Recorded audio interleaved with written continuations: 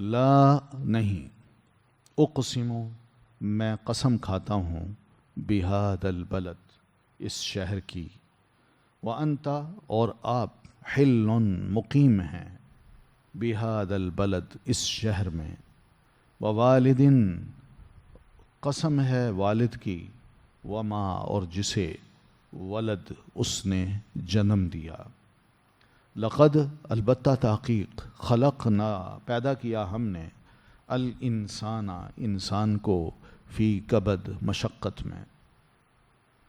سورت البلد ہے، مکہ میں آپ صلی اللہ علیہ وسلم پر یہ سورت نازل ہوئی ہے۔ اس سورت کا موضوع ہے کہ اللہ تعالیٰ نے قسم کھائی ہے مکہ کی، قسم کھائی ہے والد کی، اور قسم کھائی ہے اولاد کی۔ یہ قسمیں کھانے کے بعد جواب جو ہے نا اس کا یہ ہے کہ انسان کو اللہ تبارک و تعالیٰ نے پیدا کیا ہے، لیکن اس کا مزاج ایسے بنایا ہے کہ اس میں مشقت ڈال دی ہے۔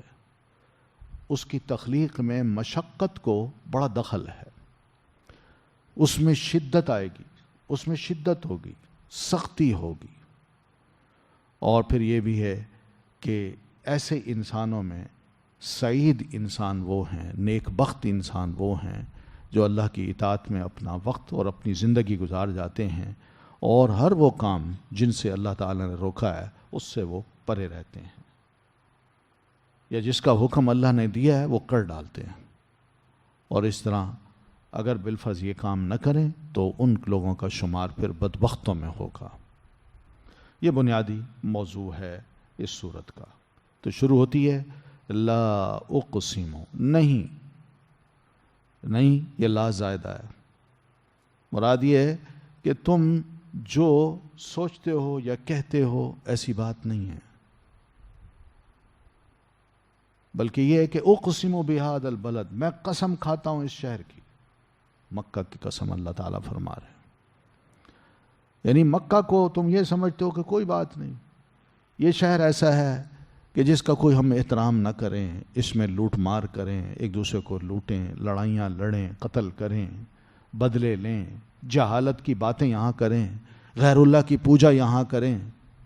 نہیں، جو تم سوچتے ہو ایسا نہیں ہے۔ اقسم بہذا البلد، میں قسم کھاتا ہوں اس شہر کی، اس شہر کی، مکہ کی۔ کیوں؟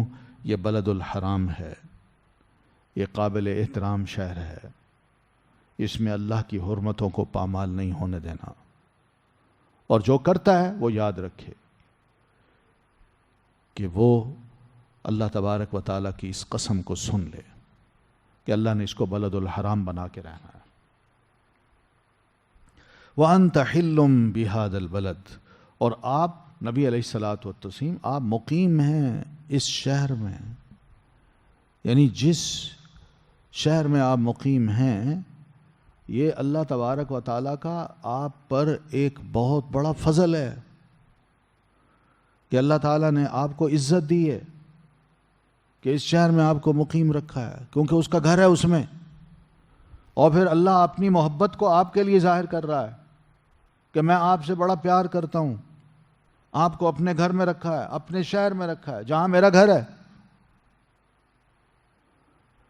لا نہیں، تم کہتے ہو ہم نے نبی صلی اللہ علیہ وسلم کو یہاں سے نکالنا ہے، جینے نہیں دینا، نہیں، بلکہ اللہ تعالیٰ نے تو ایک اور مقام پہ یوں قسم کھائی ہے والتین والزیتون وطور سینین وہذا البلد الامین، قسم ہے اس شہر کی جو امن والا ہے، تم نے اس کے امن کو خراب کر رکھا ہے۔ تو یہاں پر آپ کو اللہ تعالیٰ نے جو ایڈریس کی ہے انت حل، آپ مقیم ہیں۔ علماء نے اس کے دو معنی کیے ہیں، وہ ایک تو معنی یہ کیا کہ مستقبل میں اللہ کے رسول آپ اس شہر میں آئیں گے، آج یہ آپ کو نکالنے کا سوچتے ہیں، مستقبل آپ کا اسی شہر سے وابستہ ہے۔ یا پھر یہی ہے کہ آپ اس شہر میں آئیں گے تو آپ کے لیے وقتی طور پر چند چیزیں حلال کر دی جائیں گی۔ انت حل بہذا البلد، وقتی طور پر جو آپ کام کریں گے وہ آپ کے لیے جائز ہوں گے، آپ کے لیے اجازت ہوگی، آپ اس صورت میں گناہ گار نہیں ہوں گے، لیکن جو یہاں کام ہو رہے ہیں وہ سب گناہ کے ہو رہے ہیں، زیادتی کے ہو رہے ہیں۔ تو فتح مکہ کے موقع پر نبی علیہ الصلاۃ والتسلیم جب مدینہ میں داخل ہوئے، مکہ میں داخل ہوئے، تو آپ نے بتوں کو بھی توڑا اور ایک ایڈریس کیا، اور اس کے بعد فرمایا کہ آج کے بعد میرے لیے بھی یہ تھوڑے لمحے کے لیے یہ ان چیزوں یہ کام کرنے کی مجھے اجازت دی گئی، کہ مثال کے طور پر ابن الاخطل جو تھا، جو بہت ہی بدنام قسم کا انسان تھا اور نبی علیہ الصلاۃ والتسلیم کا کٹر دشمن، اللہ کے رسول صلی اللہ علیہ وسلم جب مکہ میں داخل ہوئے تو اس شخص کے علم میں آیا کہ اب میری جان نہیں بچے گی، تو یہ آیا اور خانہ کعبہ کا جو کور تھا، غلاف تھا، اس سے لپٹ گیا، اس کو پکڑ لیا اور اس سے لپٹ گیا۔ کیوں؟ اس لیے کہ اس سے لپٹنے پر میں قتل نہیں کیا جاؤں گا، مگر نبی علیہ السلام نے فرمایا اس کو پکڑو، اس کو قتل کر دو۔ تو ایک دو لوگوں کو آپ نے مکہ میں ہی قتل کروایا، جو ازلی دشمن تھے، انتہائی بدنام قسم کے لوگ تھے۔ اور مسلمانوں کو بھی جب مسلمان مکہ میں تھے ان کو بڑی تکلیف دیتے تھے، تو ایسے لوگوں کو نبی علیہ الصلاۃ والتسلیم نے قتل کروایا، بتوں کو گرایا، صاف کیا خانہ کعبہ کو۔ تو یہ چند تھوڑی دیر کے لیے یہ سارا جو کام ہوا ہے، تو اس کے بارے میں کہا گیا کہ اللہ کے رسول آپ کے لیے وہ لمحہ حلال ہوگا، آپ اس موقع پر جو چاہیں گے کریں گے، آپ کو ہم اجازت دیتے ہیں، آپ گناہ گار نہیں ہوں گے، لیکن کوئی اور اگر کرتا ہے تو وہ گناہ گار ہوگا۔ تو انت حل بہذا البلد، ایک معنی تو یہ کرتے ہیں کہ پیارے نبی علیہ الصلاۃ والتسلیم نے یہ کچھ کیا، کسی کو معاف کر دیا، کسی کو قتل کرایا، اور ابن اختل کو خاص طور پر، اور پھر اس کے بعد نبی علیہ الصلاۃ والتسلیم نے فرمایا کہ آج کے بعد یہاں کوئی بھی کسی کو قتل نہیں کر سکتا، اللہ تعالیٰ نے حرام کر دیا ہے، اور جو کچھ میں نے کیا ہے اللہ نے وقتی طور پر میرے لیے حلال کیا تھا، اور بس اس کے بعد یہ بھی ختم۔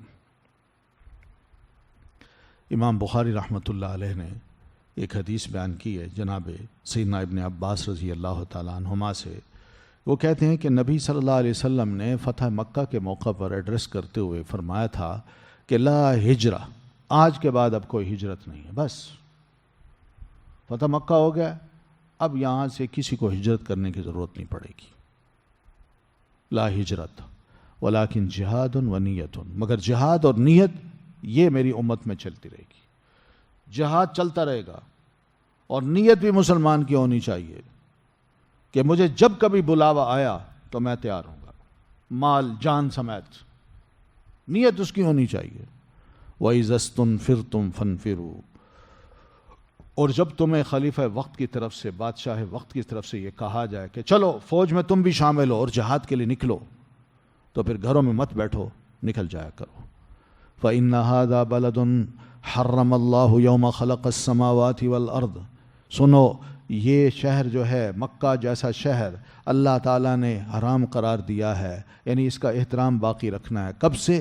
یوم خلق السماوات والارض، جب سے اللہ تعالیٰ نے آسمان اور زمین کو پیدا کیا ہے، اس کی حرمت کو اللہ تعالیٰ نے بحال رکھا ہوا ہے۔ وَهُوَ حَرَامٌ، اور وہ حرام ہے، یعنی یا بلد الحرام ہے، یہ احترام کے قابل ہے، بحرمت اللہ الی یوم القیامہ، اللہ کی حرمت کے ساتھ قیامت کے دن تک اس کی احترام باقی رہے گا۔ اللہ نے اگر اس کا احترام کیا ہے تو انسانوں پر بھی فرض بنتا ہے کہ قیامت تک آنے والے انسان اس بلد کی، اس شہر کی اور اس کے گھر کی حرمت کو پامال نہ کریں، اس کا احترام کریں۔ آپ فرماتے ہیں وَإِنَّهُ لَا يَحِلُّ الْقِتَالُ فِيهِ لِأَحَدٍ قبلی، مجھ سے پہلے کسی کے لیے جائز نہیں تھا، حلال نہیں تھا کہ وہ اس شہر کے اندر لڑائی لڑے۔ وَلَمْ يَحِلَّ لِي، اور نہیں میرے لیے یہ حلال کیا گیا، إِلَّا سَاعَةً مِّن نَّهَارٍ، مگر آج کے دن کی تھوڑی سی گھڑی کے لیے مجھے اجازت دی گئی ہے۔ آپ فرماتے ہیں فَهُوَ حَرَامٌ بِحُرْمَةِ اللَّهِ إِلَى يَوْمِ الْقِيَامَةِ، یاد رکھو اللہ تعالیٰ نے اس کو بلد الحرام قرار دیا ہے، اور قیامت تک یہ بلد الحرام رہے۔ حرام کا مطلب یہی ہے کہ یہاں آ کے کوئی ایسا کام نہیں کرنا جو اس بیت اللہ کی اور اس شہر کی حرمت کو پامال کرتا ہو۔ دوسرا مطلب یہ کہ اللہ تعالیٰ نے اس شہر کا جو احترام کیا ہے، نہ یہاں لڑائی لڑنی ہے، نہ جھگڑے کرنے ہیں، نہ گالی گلوچ، نہ کوئی اور چوری ڈکیتی، کوئی بھی اور چیز، یعنی وہاں کا درخت پتا تک نہیں اکھاڑنا، کوئی شے پڑی ہو اس کو بھی نہیں اٹھانا، اپنی جوتی چوری ہو جائے کوئی بات، اپنی جوتی کوئی اٹھا لے گا کوئی بات نہیں، مگر اس کا یہ مطلب نہیں کہ میں کسی کی جوتی اٹھا کے لے جاؤں، چاہے وہ پڑی ہو، کوڑے میں پڑی ہو، اس کی اجازت نہیں ہے۔ تو حرام کا مطلب یہ بھی ہے کہ انسان وہاں پہنچ کے اللہ تعالیٰ کے دین کو اپنی ذات پہ نافذ کرے، کوئی ایسا غلط کام نہ کرے کہ جس سے اللہ کی نافرمانی ہوتی ہو۔ یہ سب وہ قسمیں ہیں جو اللہ تعالیٰ نے وَأَنْتَ حِلٌّ بِهَذَا الْبَلَدِ میں فرمائی ہے، یہ قسم ہے۔ دوسرا معنی علماء یہ کرتے ہیں کہ میں اس شہر کی قسم کھاتا ہوں جس میں اللہ کے رسول آپ مقیم ہیں، یعنی آپ کے مقیم ہونے کی وجہ سے آپ کو اللہ تعالیٰ نے اس شہر کی وجہ سے عزت دے رکھی ہے، اور آپ کی جو قدر ہے، مقام ہے، اس کو اللہ تعالیٰ نے بڑا عظیم بنا دیا ہے۔ اور واقعی ایسے ہی تھا، دنیا بھر سے لوگ مکہ آتے تھے اور نبی علیہ الصلوۃ والتسلیم کی باتیں سن جایا کرتے تھے، ان کے کان میں بات پڑ جاتی تھی کہ کوئی نبی آیا ہے، چاہے وہ آپ کو نہ بھی ملا ہو نا، لیکن وہ جا کے اپنے قبیلے میں یہ بات ضرور سناتا تھا کہ وہاں کوئی نبی آیا ہے، وہ اس طرح کی بات کرتا ہے۔ جو مسلمان ہو کے جاتا وہ بھی جا کے مبلغ بن جاتا، اور جو نہ بنتا مسلمان لیکن تب بھی جا کے وہ یہ بات ضرور چھوڑتا تھا، اور لوگوں کے اندر خیال آتا یار اگر نبی آئے تو ہم پیچھے کیوں ہیں، ہم بھی آگے بڑھیں، آپ پر اسلام لیں، آپ کو قبول کریں۔ تو اس وجہ سے اللہ کے رسول آپ کا یہاں مقیم ہونے کا فائدہ یہی ہے کہ اللہ تعالیٰ نے آپ کے مشن کو، آپ کی ذات کو ایک بڑی عزت اور بڑا مقام دے دیا ہے۔ تو بہرحال دونوں معنی صحیح ہیں۔ وَوَالِدٍ وَمَا وَلَدٍ، قسم ہے والد کی، یہ اللہ تعالیٰ نے خود قسم کھائی ہے والد کی اور اس کی اولاد کی، یعنی مثال کے طور پر آدم علیہ السلام ہمارے والد ہیں، کس طرح اللہ تعالیٰ نے ان کو پیدا کیا مٹی سے، اور پھر آدم سے حوا نکالی، حوا کو پیدا کیا، یہ بھی دیکھیے، یہ ماں والد ہے کہ آدم سے اللہ تعالیٰ نے حوا کو پیدا کیا، اور پھر ان دونوں کے ملاپ سے آگے نسل چلا دی، اور یہ نسل پھیلتی چلی جا رہی ہے، پھیلتی چلی جا رہی ہے، مر بھی رہی ہے مگر پھیل بھی رہی ہے۔ پھر یہ بھی ہے کہ یہ تو انسانوں کی بات ہے نا، مگر دوسرے حیوانوں کو بھی دیکھیں، ان کے ہاں بھی یہ سلسلہ چل رہا ہے، کوئی والد ہے، کوئی اس کا بچہ ہے، اور پھر ان کے اندر بھی تناسل کا سلسلہ ہے، یہ باپ ہے، یہ اس کے بیٹے ہیں، یہ بچے ہیں اس کے، یہ ماں ہیں، یہ اس کے بچے ہیں۔ تو اللہ یہ فرمانا چاہتے ہیں کہ یہ بھی بڑی زبردست نشانی ہے اس بات کی کہ تناسل کا اور توالد کا، یعنی نسل کو آگے چلانے کا اور بچے جننے کا ایک سلسلہ میں نے جو قائم کر دیا ہے، یہ معمولی نہیں ہے، اس کو بھی ذرا سوچا جائے۔ یہ سب چیزیں اللہ تعالیٰ کی قدرت اور اس کی حکمت پر دلالت کرتی ہیں کہ اللہ تعالیٰ بڑی عظیم ہستی ہے، اور اس کی حکمت جو ہے وہ بھی بڑی زبردست ہے۔ لَقَدْ خَلَقْنَا الْإِنسَانَ فِي كَبَدٍ، یقیناً پیدا کیا ہم نے انسان کو فی کبد، مشقت میں۔ یہاں اللہ فرماتے ہیں کہ یہ جواب قسم بھی ہے، جتنی قسمیں کھائی ہیں اب اس کے بعد اس کا جواب یہی ہے۔ تو یعنی یہ بات بڑی اہم ہے، جو جواب قسم ہوتا ہے نا، قسمیں جس کے لیے کھائی جاتی ہیں، آگے وہ قسم بندہ سوچتا ہے کس کے لیے کھائی جا رہی ہے، تو جو بات کہی جا رہی ہے وہ اس قسم کا جواب ہوتا ہے، تو اس سے پتہ چلتا ہے کہ یہ بات کتنی اہم ہے۔ اللہ تعالیٰ قسمیں کھا کھا کے ایک بات ہم سے منوانا چاہتا ہے، تو وہ بات کتنی اہم ہوگی، اور وہ یہ ہے کہ ہم نے انسان کو پیدا کیا مشقت میں. یہاں انسان سے مراد کیا ہے؟ یہی ہم ابن آدم جو ہیں، آدم کی اولاد جو ہیں. کبد کہتے ہیں سختی کو، مشقت کو. مراد یہ کہ انسان اس دنیا میں جب سے آیا ہے، پیدا ہوا ہے، ہم نے اس کو مسلسل مشقت دی ہے. یہ کیا مشقت ہے؟ کہ کبھی وہ خوش ہے، کبھی اس کو تکلیفیں مل رہی ہیں. تو یہ ہے، دنیا میں رہنا جینا آسان نہیں ہے. کمزور ہے جب پیدا ہوا، اب والدہ صحت مند ہے تو دودھ اس کو ملے گا، بیمار ہے تو یہ ایک مشقت ہے اس کے لیے کہ وہ دودھ کے بغیر جی نہیں سکتا. والدہ نہیں ہے، بچہ ہے چھوٹا، تو اب اس کے لیے دیکھیے اسی بچپن میں ہی یہ اس کو تکلیف اور مشقت اٹھانا پڑ گئی. پیدا ہوتا ہے تب بھی، اور ماں کو بھی مشقت اٹھانا پڑتی ہے. پھر اس کے بعد ذرا بڑا ہوتا ہے، آہستہ آہستہ بڑا ہوتا ہے، گو عقل کام نہیں کرتی، سمجھ کام نہیں کرتی، وہ ڈیپینڈنٹ ہوتا ہے، لیکن پھر بھی اس کو تکلیفیں آتی ہیں، مصیبتیں آتی ہیں. وہ روتا بھی ہے، ہنستا بھی ہے، بھوکا بھی رہتا ہے، سیر بھی ہوتا ہے، بیمار بھی ہوتا ہے، صحت مند بھی ہوتا ہے. یہ ساری مشقتیں وہ برداشت کرتے کرتے جوان ہوتا ہے. اور جب جوان ہوتا ہے تو اس کی سوچیں بالکل بچپن سے مختلف ہوتی ہیں. پھر اس کو نہ صرف اپنی ذات کا خیال آتا ہے، بلکہ یہی سوچتا ہے کہ میں کیا کروں گا، میرا کیا بنے گا. پھر اس کے لیے وہ قدم اٹھاتا ہے، محنت کرتا ہے، محنت مزدوری کرے، کوئی جاب کرے، کوئی ڈگری لے، کوئی پڑھائی کرے. یہ ساری مشقت. یعنی دنیا میں انسان کو جو زندگی اللہ دیتا ہے، اللہ فرماتے ہیں یہ کوئی، میں مانتا ہوں کہ آسان زندگی نہیں ہے. جان جوکھوں کا کام ہے زندگی گزارنا، اور یہ تسلسل کے ساتھ بندے کے ساتھ یہ مشقت اللہ تعالیٰ نے رکھ دی ہے. اور جب تک یہ مرتا نہیں ہے اس وقت تک یہ مشقت اس کے ساتھ ہے. یہ ہے. پھر جب مر جاتا ہے، مرنے کے بعد آگے پھر مشقتیں شروع ہو جاتی ہیں. قبر ہے، عالم برزخ ہے، اس کی ہولناکیاں ہیں، موت کا سامنا ہے، روح کا نکلنا ہے. یہ ساری ایسی چیزیں ہیں. تسلسل ہے اس میں، تسلسل. تو یہ تسلسل اس کی زندگی میں موجود ہے. تو اللہ فرماتے ہیں میں قسم کھا کے کہتا ہوں کہ میں نے انسان کو مشقت میں پیدا کیا. تو اس ساری بات میں مسئلہ کیا ہے؟ نبی علیہ الصلاۃ والتسلیم کو اللہ تعالیٰ نے تسلی دی ہے کہ قریشی اگر آپ کو تکلیفوں میں ڈال رہے ہیں، آپ کے بارے میں باتیں کرتے ہیں، آپ کو الزام دیتے ہیں، آپ کو نہیں مانتے، تو یہ بھی انسان کی زندگی کا ایک حصہ ہے کہ وہ اس مشقت کو برداشت کرے. تو آپ تو اللہ کے نبی ہیں، تو نبی تو آزمائش میں اور مشقت میں سب سے زیادہ ہوتے ہیں.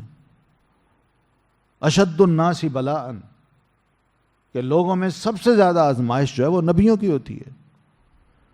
تو نبی تو پھر اس کا دل گردہ بڑا ہونا چاہیے. عام بندہ اگر اپنی زندگی میں مشقت کو لے کے چل رہا ہے تو سوچئے، تو نبی کا حال تو اس سے زیادہ بہتر ہونا چاہیے. ٹھیک ہے نا؟ تو کبد کا مطلب کیا ہے؟ فی کبد، علماء نے اس کا معنی یہ لکھا ہے کہ پیدائش کے وقت اس کو جو شدت سختی برداشت کرنا پڑتی ہے وہ، اور پھر اسی طرح ذرا تھوڑا سا اس کے چند دنوں کا ہوتا ہے، 7-8 مہینوں کا، اس کا دانت نکلنے شروع ہوتے ہیں. تو وہ دانتوں کو، ہونٹوں کو بھینچتا ہے، چڑچڑاتا، گھر شے کو نہ ایسے نوچنے اور کاٹنے کی کوشش کرتا ہے. یہ بچپن میں وہ اپنی اس مشقت کو دیکھ رہا ہے. تو گویا کہ اس کا ایک ایک لمحہ جو ہے نا یہ مشقت کا ہے. تو ابن عباس رضی اللہ تعالیٰ عنہما نے اس کا معنی یہی کیا ہے. ایک اور ہیں ابن عباس رضی اللہ تعالیٰ عنہما کے شاگرد امام مجاہد ابن جبر رحمۃ اللہ علیہ. انہوں نے بھی قرآن مجید کو یاد کیا. سیدنا ابن عباس سے بار بار لفظاً ایک ایک لفظ پڑھ کے اس کا مفہوم سمجھا, اور دوسرے علماء سے بھی, دوسرے صحابہ کرام سے بھی.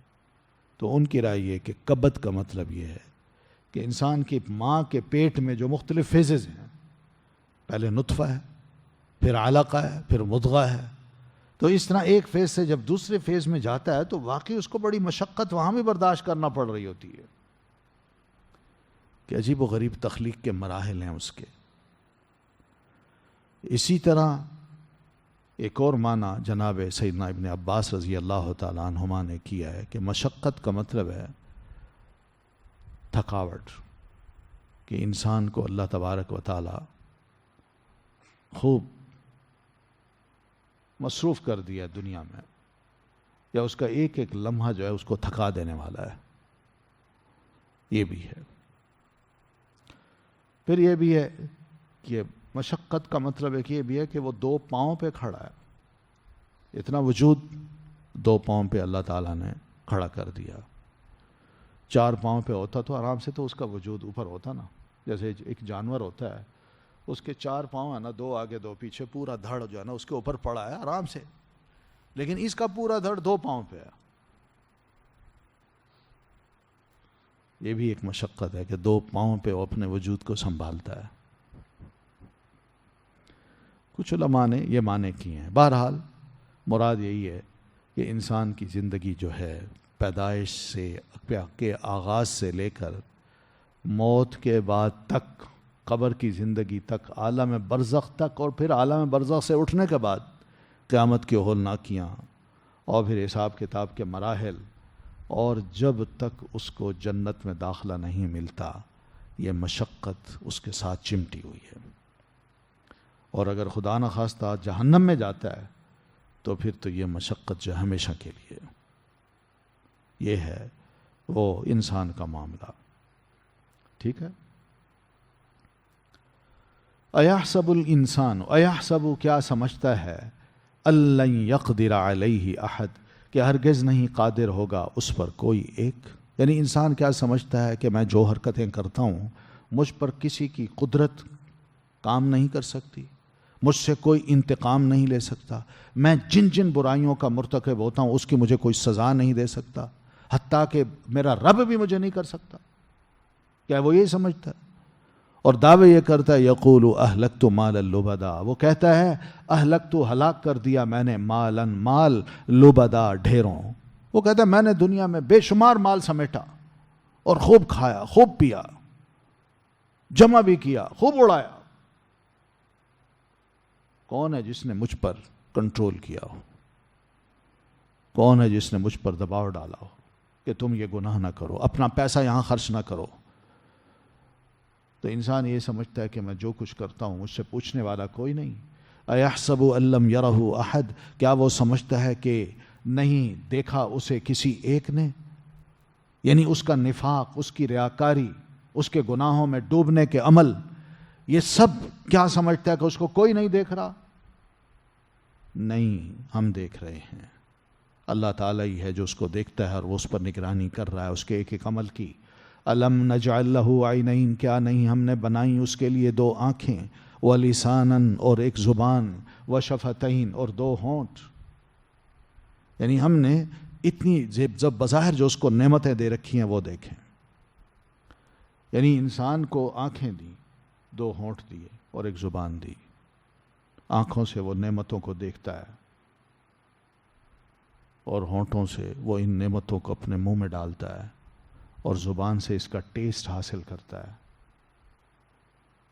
اتنا کچھ اس کو دیا ہے کہ آنکھیں بھی لذت محسوس کریں نعمتوں کو دیکھ کے, اچھی چیزوں کو دیکھ کے, اور منہ بھی اس کا انجوائے کرے اور زبان اس کا ٹیسٹ کرے. کیا کبھی اس کو یہ موقع ملا ہے کہ اللہ کا شکر بھی ادا کرے؟ یہ سارے جو انسٹرومنٹ ہم نے دیے ہیں, اگر یہ نہ دیتے تو اس کو ان کھانوں کی, ان چیزوں کی, اور اس بہار کی, اور پھولوں کی, اور ان کے رنگوں کی, اور خوبصورت اور چیزوں کی, کبھی اس کو لذت حاصل ہوتی؟ یہ کہتا ہے کہ مجھ پر کسی کا کنٹرول نہیں, مجھ سے کوئی نہیں پوچھ سکتا. کم از کم وہ ان آنکھوں کو تو دیکھ لے.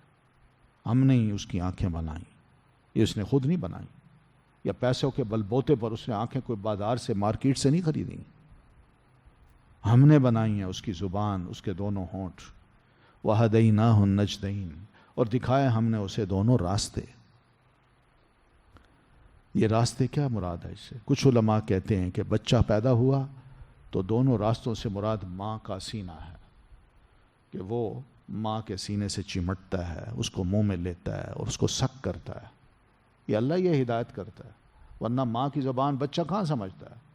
پیدا ہوتے ہی اسی دن وہ اپنی ماں کا دودھ پینے لگ جائے، کون سا وہ سیکھ کے آیا کہ یہ میری اماں کی زبان ہے اور مجھے اماں جو ہے نا وہ لگا رہی ہے اپنے سینے سے، اور وہ اس لیے لگا رہی ہے کہ تاکہ میں پڑھا لکھا ہوں میں دودھ پینا شروع کر دوں. کس نے سکھایا اس کو؟ نجدین یعنی دو راستے دکھائے، بھلائی کا اور ناشکری کا یا برائی کا، کفر کا. یعنی کون سی ایسی نعمت ہے جو اللہ فرماتے ہیں جو میں نے انسان پر نہیں کی، جن کے ذریعے سے وہ بہت کچھ حاصل کرتا ہے، دنیا کی نعمتیں بھی اور دینی نعمتیں بھی. آنکھوں کی ضرورت کیا ہے کہ وہ دیکھیں، زبان کی ضرورت کیا ہے کہ وہ بولے، تعبیر کرے، جو اس کے دل میں آتا ہے اس کو اظہار کر سکے زبان سے، لفظوں میں ڈال سکے، اور جو لفظ بولے اس میں حجت ہو، برحق حق ہو. فَلَقْتَحَمَ الْعَقَبَةَ، پس نہ وہ داخل ہوا گھاٹی میں. وَمَا أَدْرَاكَ مَا الْعَقَبَةُ، اور کیا چیز بتائے آپ کو، مل عقبہ کیا ہے، کہ کیا ہے وہ گھاٹی. یہ گھاٹی کیا ہے؟ اقتحام، اقتحم، ہر وہ کام جو اللہ کی اطاعت سے روک دے اس کو کہتے ہیں اقتحام. اسی کا ماضی ہے اقتحم، یعنی نفس ہے انسان کا، شیطان ہے، انسان کی خواہشات ہیں، شہوتیں ہیں، کہ اس میں وہ اپنے آپ کو لگا دے. نہیں، بلکہ یہ بہت بڑی گھاٹیاں ہیں، ان گھاٹیوں کو عبور کرنا ہے. اور عبور کیسے کرنا ہے؟ ایمان لا کے، عمل صالح کر کے، جہاد کر کے، کوشش کر کے، جد و جہد کر کے، بہادر بن کے، تب جا کے یہ گھاٹی کراس ہوتی ہے. ورنہ انسان ان خواہشات کی گھاٹیوں میں بس پڑا رہتا ہے اور کبھی بھی اپنے آپ کو ان گھاٹیوں سے نہیں نکالتا. یہ انسان کا مزاج ہے. تو فَلَقْتَحَمَ الْعَقَبَةَ وَمَا أَدْرَاكَ مَا الْعَقَبَةُ، تمہیں کیا بتا، کون کیا بتائے کہ کیا ہے وہ گھاٹی. مثلا فَكُّ رَقَبَةٍ، آزاد کرنا ایک گردن کا. اللہ نے مجھے سرمایہ دیا ہے، سرمایہ سے میری محبت ہے، بڑی محبت ہے، میں سینت سینت کے اس کو جمع کرتا ہوں، خرچ نہیں کرنا چاہتا. اب میرے لیے گھاٹی یہی ہے کہ میں اپنے اس سرمایہ کو لے کے ایک مسلمان غلام کو خرید کے اس کو آزاد کر دوں. مگر یہ گھاٹی ہے، پیسہ سر خرچ کر دوں ایسے، مجھے کیا ملے گا؟ میرا تو پیسہ کم ہو جائے گا. پیسے کی محبت اس پر غالب آ جاتی ہے اور نیکیاں کمانے کا موقع یہ بندہ گنوا بیٹھتا ہے. تو یہ اصل میں گھاٹیوں کو عبور کرنے کا نام ہے نیکیاں کمانا، یہ ایمان لانا اور عمل صالح کرنا. اس لیے نبی علیہ الصلوۃ والتسلیم فرماتے ہیں کہ حفت الجنت بالمکارہ، جنت جو ہے وہ اللہ تعالیٰ نے ان کچھ ناپسندیدہ گھاٹیوں سے کیا کر رکھی ہے، اس کے ارد گرد باڑ لگا رکھی ہے. اور جب بندہ ان گھاٹیوں کو عبور کرے گا تب جنت میں جا سکے گا، ورنہ بندہ شہوات میں پڑا رہے گا. مثلا کوئی ایسا کام جو دل کو اچھا نہ لگتا ہو مگر شریعت نے کہا یہ کرو. اب یہ بندے کے لیے گھاٹی ہے کہ میں اپنی دل کی خواہش پوری کروں، نفس کی مانوں یا اللہ تعالیٰ کی مانوں. وہ نفس کو چھوڑ کے ایک طرف کر کے اللہ تعالیٰ کی مان لیتا ہے. یہ ہے اقتحم العقبہ. فجر کی اذان ہوئی، گہری نیند آئی ہوئی ہے، اذان اٹھا رہی ہے. اب یہاں پہ میں کس چیز کو پسند کرتا ہوں؟ اپنی خواہش کو، کہ میں بڑا تھکا ہوا ہوں، مجھے نیند آئی ہے، ابھی تھوڑی سی اور کر لوں، پھر بعد میں نماز پڑھ لوں گا. یہ جو چیز ہے یہ گھاٹی بن گئی اس کے لیے. اب اس کو عبور کرنا ہے. چھوڑے نیند کو، چھوڑے نرم گرم بستر کو، اٹھے، وضو کرے، نوافل پڑھے، نماز پڑھے، سنت ہیں، مسجد میں با جماعت نماز پڑھے، بیٹھ کے ذکر اذکار کرے. گھاٹی جب بندہ یہ عبور کر لیتا ہے تو پھر اللہ اس کو ایسا ثواب کیوں نہ دے کہ جس نے میرے ڈر سے میری اطاعت میں آ کے یہ کام کیا اور اپنے آرام کو ایک طرف کیا. یہ ہے بہن. اسی طرح فک رقبہ، ایک غلام کا آزاد کرنا. اپنے سرمایہ کو انسان لگا دے کہ اللہ کی طرف سے بہت بڑا ثواب ہے کہ میں اگر یہ اپنے سرمایہ کو ادھر لگا کے غلام کو خریدوں اور آزاد کر دوں. پھر اسی طرح یا میرے پاس غلام ہے تو میں اس کو آزاد کر دوں. او اطعام فی یوم ذی مسغبہ، یا کھانا کھلانا ایک دن میں بھوک والے کو. ایک بھوکا انسان ہے اس کو بندہ کھانا کھلائے تو یہ بھی بہت بڑا کام ہے. مگر بندہ کہتا ہے نہیں، میں نے اپنا پیٹ بھرنا ہے، میں نے کسی کو نہیں کھلانا، میں خود کھا لوں گا، کھانا ضائع کر دوں گا مگر غریب کو نہیں دوں گا. یہ بھی بہت بڑی گھاٹی ہے جو انسان کو اپنا دل کھلا کر کے اپنا پیٹ بھی سیر کرنا پڑتا ہے اور دوسرے پر بھی ترس کھا کے مسکین کو کھانا کھلانا پڑتا ہے. تو کھانا کھلا دے، اس سے کیا ہوگا؟ اس کا پیٹ بھر جائے گا، وہ خوش ہوگا، اس کی بھوک ختم ہوگی. یتیمن ذا مقربہ، کسی یتیم قرابت والے کو. ہاں، یہ بھوک والا جو ہے اپنا ہے، یتیم ہے، اپنا رشتہ دار ہے، اس کو کھلانا ہے. اپنے تو ویسے ہی زہر لگتے ہیں نا، تو اپنوں کو اپنا بنانے کے لیے دل سے یہ نفرت نکالنا ہوگی. ان کو اپنا سمجھ کے، اپنا بچہ سمجھ کے ان پر یہ مہربانی کرنا ہوگی.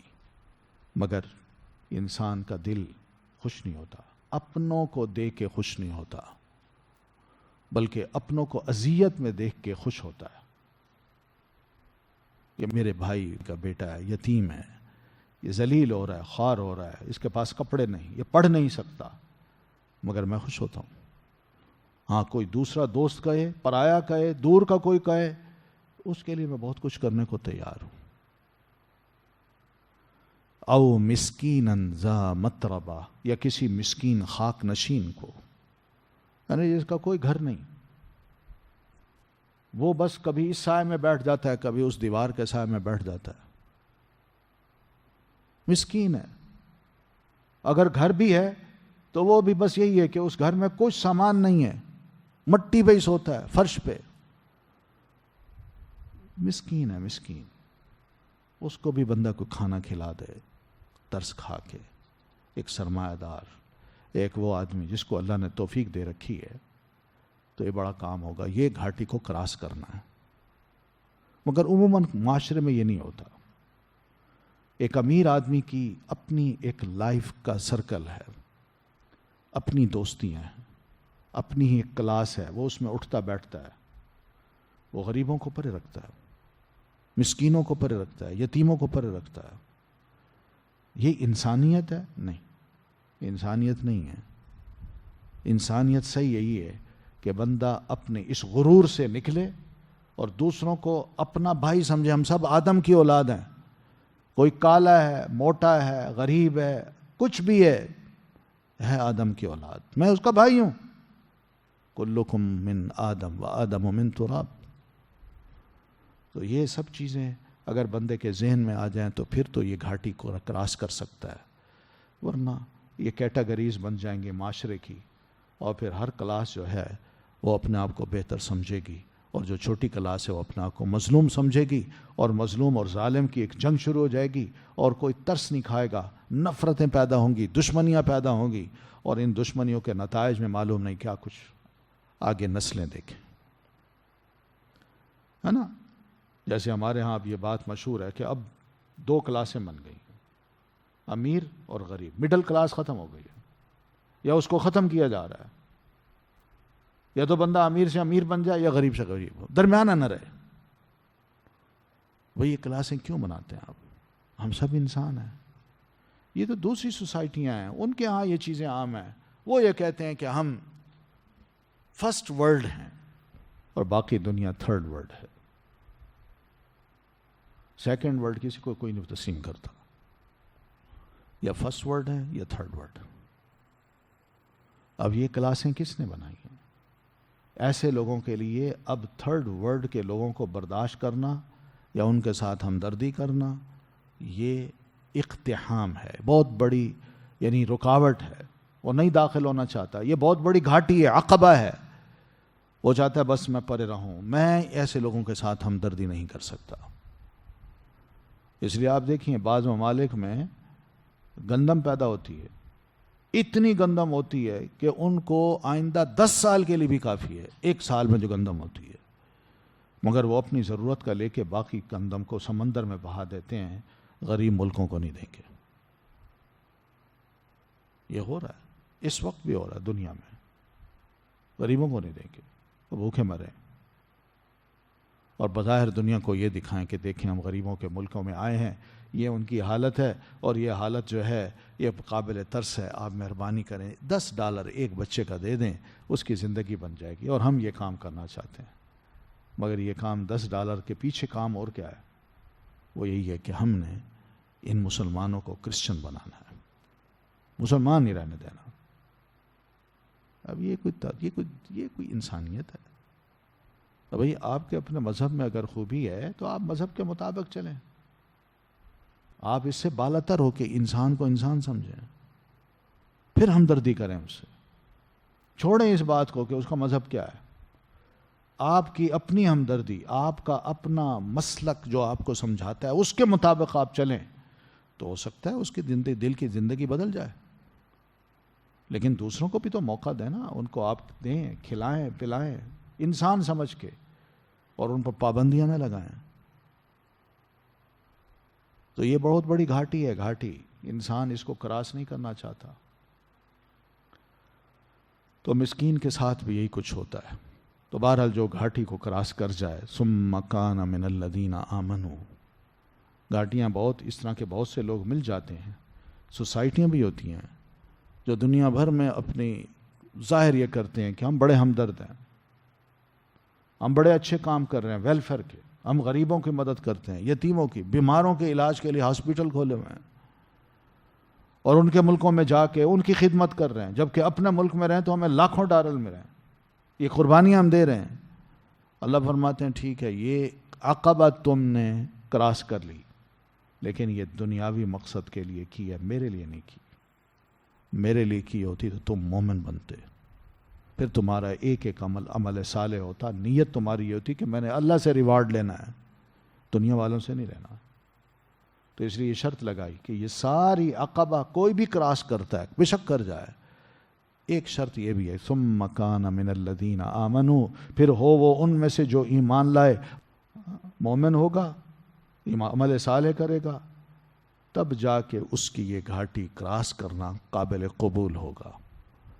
ورنہ یہ دنیا کے لیے، اور دنیا کہہ دیتی ہے کہ ہاں جی آپ بڑے اچھے لوگ ہیں، مگر صدق دل سے اگر اللہ کے لیے کیا جائے تو اللہ تعالیٰ پھر اپنا ریوارڈ دے گا. جس کے لیے کرو گے وہی ریوارڈ دے گا.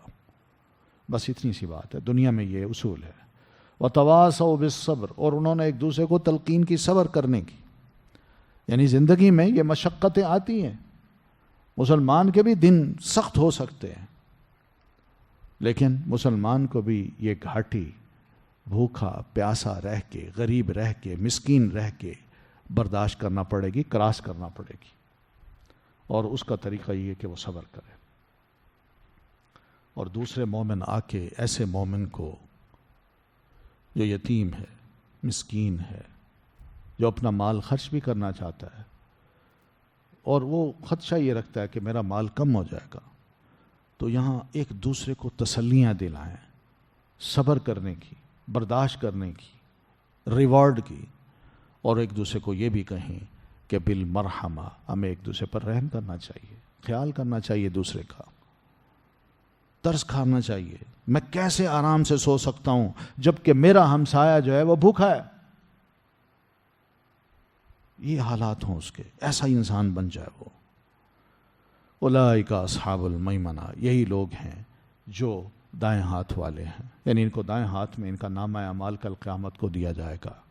والذین کفروا، اور وہ لوگ جنہوں نے کفر کیا بآیاتنا، ہماری آیات سے، یعنی ہمارے جتنے احکام ہیں، جتنی یہ اچھی اچھی باتیں ہیں جو ہم بتا رہے ہیں کہ گھاٹی کو کراس کرے، مشکلات کا سامنا کرے، برداشت کرے، اور یہ سب کام اللہ کے لیے ہوں، مومن بن کے یہ سارے کام کرے۔ جو ان کو نہیں مانتا اور اپنی دنیا کی جو شہرت ہے اس کو حاصل کرنے کے لیے یا ریاکاری کے لیے سب کچھ کرتا ہے، یہ ہماری آیات کا کفر ہے۔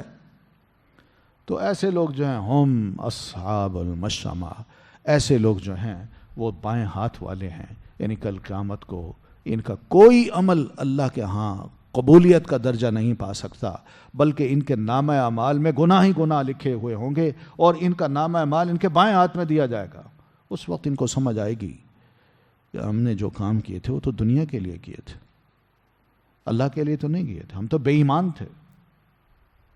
تو ایسے لوگوں کے لیے علیہم نار مؤصدہ، ان پر آگ ہوگی بند کی ہوئی، یعنی اوپر نیچے کہیں بھی ان کو آگ کے علاوہ کچھ اور نظر نہیں آئے گا۔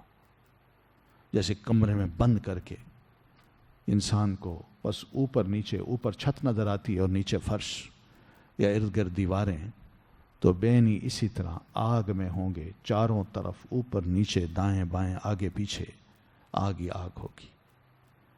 یہ کیوں؟ اس لیے کہ انہوں نے اپنے خول میں رہ کے اپنی لائف کو گزارا، اور اس زوم میں رہے کہ ہم جو کچھ کر رہے ہیں یہ بڑے بھلائی کے کام ہیں۔ اصل بات یہ ہے کہ عقبہ کو کراس کرنا ہے، اور عقبہ کیا ہے؟ نفس جو چاہتا ہے وہ کرے، اور دین کے جو رکاوٹیں ہیں ان کی پرواہ نہ کرے، بلکہ دین کی رکاوٹوں کو مان کے پھر انسان آگے بڑھے کہ دین نے ان چیزوں سے مجھے روکا ہے، میں نے یہ کام نہیں کرنے بلکہ یہ کرنے ہیں، تب تو جا کے انسان کچھ ریوارڈ پا سکتا ہے، ورنہ نہیں۔ سورۃ الشمس، مکہ میں نبی علیہ الصلاۃ والتسلیم پر یہ سورت نازل ہوئی۔ نبی صلی اللہ علیہ وسلم نے سیدنا معاذ رضی اللہ تعالیٰ عنہ کو بھی سمجھایا تھا کہ آپ عشاء کی نماز میں اس سورت کو پڑھا کریں، بنسبت اس کے کہ سورت البقرہ پڑھیں۔ ہم یہ حدیث پہلے پڑھ چکے ہیں۔ پھر کچھ روایات میں یہ بھی آتا ہے کہ صحابہ نے اور تابعین نے، بعض کوئی صحابی ہیں ان کے پیچھے نماز پڑھی، اور نماز کے بعد عشاء کی نماز تھی، تو نماز کے بعد انہوں نے کہا کہ ان کی جو نماز ہے نبی علیہ الصلاۃ والتسلیم کی نماز سے بہت ملتی جلتی ہے۔ اور پھر اس میں انہوں نے یہ بتایا کہ آپ عشاء میں جس طرح والشمس وضحاہا پڑھتے تھے، انہوں نے بھی وہی صورت پڑھی ہے۔ ٹھیک ہے، تو سورت کا جو موضوع ہے، اللہ تعالیٰ نے قسمیں کھائی ہیں، سورج کی، چاند کی، رات کی، دن کی، آسمان کی اور زمین کی، اور یہ قسمیں اس لیے کھائی ہیں کہ یہ بتانا ہے کہ انسان ہوتے ہیں دو قسم کے، اور دونوں قسمیں جو ہیں یہ دل سے ہی، دل کی وجہ سے ہی ابھرتی ہیں یہ شخصیتیں۔ اگر دل اس کا درست ہے تو بڑی اچھی شخصیت ہے، اور اگر دل برا ہے تو بہت ہی بری شخصیت ہے۔ ٹھیک ہے، تو یہ سورت کا موضوع ہے۔ تو شروع ہوتی ہے اعوذ باللہ من الشیطان الرجیم، بسم اللہ الرحمن الرحیم، والشمس وضحاہا، قسم ہے سورج کی، اور ضحاہا، اس کی، دھوپ کی۔ ضحا، جب سورج نکلتا ہے نا تو نکل کے ذرا اس کی ٹکیا بالکل واضح ہوتی ہے تو پوری طرف چاروں طرف اپنی دھوپ پھینکتا ہے، روشنی پھینکتا ہے، تو یہ ہوتا ہے چاشت کا وقت، جس کو فارسی میں کہتے ہیں چاشت کا وقت، اور عربی میں کہتے ہیں ضحا، اور اسی کو کہتے ہیں صلاۃ الضحا۔ تو اللہ تعالیٰ نے سورج کی قسم کھائی، اس لیے کہ سورج ایک بہت بڑی تخلیق ہے اللہ تبارک و تعالیٰ کی۔ ہماری اس دنیا کا سارا نظام اس سورج کی وجہ سے چل رہا ہے۔ اللہ تعالیٰ نے اس سورج کے ارد گرد جتنا کچھ سیارے بنائے ہیں، ان کی سب کی جو گریوٹی ہے، کشش ہے، وہ سب کی سورج کے ساتھ ہے۔ تو اس نظام میں سورج کو جو نظام ہے اس میں زمین بندھی ہوئی ہے، اور پھر جو زمین ہے اس کا الگ ایک فنکشن ہے. تو بہت بڑی مخلوق ہے، یہ بہت بڑی کاریگری ہے اللہ تبارک و تعالیٰ کی، جس کو وہ فرماتے ہیں والشمسی، قسم ہے سورج کی. پھر وضحاها، اور قسم ہے اس کی دھوپ کی. جب سورج طلوع ہونے کے بعد ذرا اونچا ہوتا ہے بس اس کو کہتے ہیں ضحا. تو اس کی بھی اللہ تعالیٰ نے قسم کھائی ہے، کیونکہ اس موقع پر روشنی جو ہے نا وہ ہمارے چاروں طرف مکمل ہو چکی ہوتی ہے، اندھیرا چھٹ چکا ہوتا ہے. تو ایک تو اللہ تعالیٰ نے قسم کھائی سورج کی، دوسری کھائی کس کی؟ سورج کی روشنی کی، سورج کی دھوپ کی.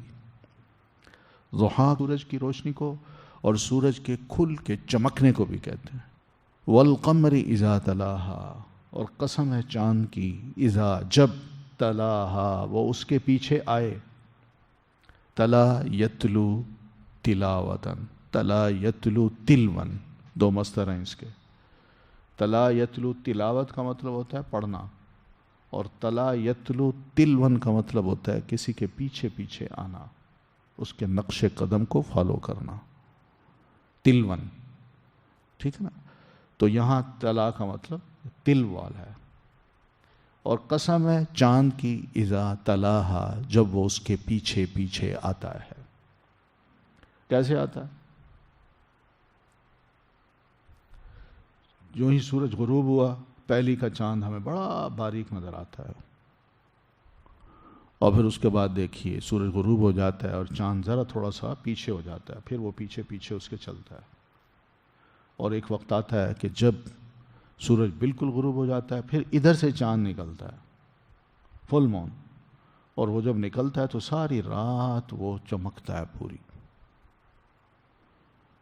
ایک تو یہ تلو ہے، اور دوسرا تلو یہ بھی ہے، جو علماء کا کہنا یہ ہے کہ یہ فل مون کے بعد پھر اب کیا ہوتا ہے، سورج پیچھے ہوتا ہے، چاند آگے آگے ہوتا ہے. یعنی 16-17 تاریخ کو سورج جو ہے وہ پیچھے ہو جاتا ہے، چاند آگے ہو جاتا ہے. ایسے ہی ہے نا. اور پھر چاند جو ہے نا وہ آہستہ آہستہ تھوڑا تھوڑا ہمیں نظر آ رہا ہوتا ہے، اور آہستہ آہستہ ختم ہو جاتا ہے ایک وقت پہ آ کے. تو آدھا مہینہ جو ہے نا چاند جو ہے وہ سورج کے پیچھے ہوتا ہے، اور آدھا مہینہ سورج چاند کے پیچھے ہوتا ہے. تو اس کو بھی تلو کہتے ہیں، جو ہوتا ہے. تو یہ بہت بڑا ایک کام ہے. تو اللہ تبارک و تعالیٰ نے اس کی بھی قسم کھائی چاند کی. والنہار اذا جلاہا، قسم ہے دن کی، اذا جب، جلاہا وہ ظاہر کرے اسے. اچھا آپ ذرا غور کر رہے ہیں کہ واو کا معنی ہم قسم کیوں کر رہے ہیں؟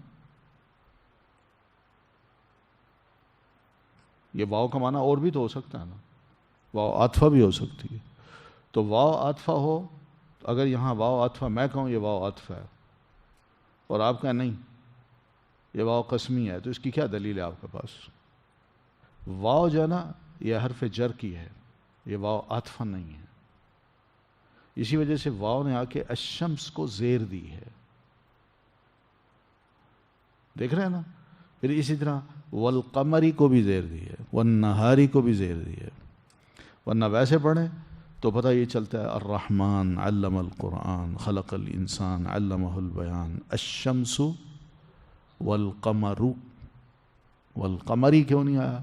والقمر کیوں آیا؟ وہ واو اور کے معنی میں ہے، اور یہاں واو قسم کے معنی میں. تو جب قسم کے معنی میں آئے گی تو واو کیا کرے گی؟ اگلے لفظ کو زیر دے گی. جیسے واللہ، اللہ کی قسم، لیکن کوئی کہ واللہ علی کل شیء قدیر. ٹھیک ہے نا. تو یہ فرق ہے، دھیان کیجیے گا. والنہار اذا جلاہا، اور قسم ہے دن کی، اذا جلاہا جب وہ روشنی ظاہر کرے یا وہ ظاہر کرے اسے. ٹھیک ہے. یعنی قسم کی اور وہ ظاہر کرے جب اسے. وہ کیا ہے؟ یعنی دن کی قسم اللہ تعالیٰ نے کھائی ہے. یعنی سورج جب خوب چمکتا ہے تو دن نمایاں ہو جاتا ہے، اور اس موقع پر پتہ چلتا ہے کہ ہر طرف اندھیرا چھٹ گیا ہے اور خوب روشنی ہو گئی ہے، جس کی وجہ سے اس کو نہار کہتے ہیں، ٹھیک ہے۔ اور جلاہا جب وہ اسے ظاہر کرے، والنہاری قسم ہے دن کی، اذا جلاہا جب وہ اسے ظاہر کرے۔ تو یہ دن جو ہے یہ کیا کر رہا ہے؟ رات کو ڈھانپ رہا ہے اور اپنی روشنی ظاہر کر رہا ہے، سمجھ آ رہی نا؟ تو یہ مطلب ہے اس کا جلا، آگے بھی آ رہا ہے والنہاری اذا تجلا، جب وہ روشن ہو جاتا ہے، اور روشن بھی جب خوب ہو جائے چاروں طرف۔ تو واللیل اذا یغشاہا، اور قسم ہے رات کی، اذا جب، یغشاہا وہ ڈھانپ لے اسے، کس کو؟ یعنی رات کا اندھیرا، یا ڈھانپ لے سورج کو، دن کو نہیں، سورج کو۔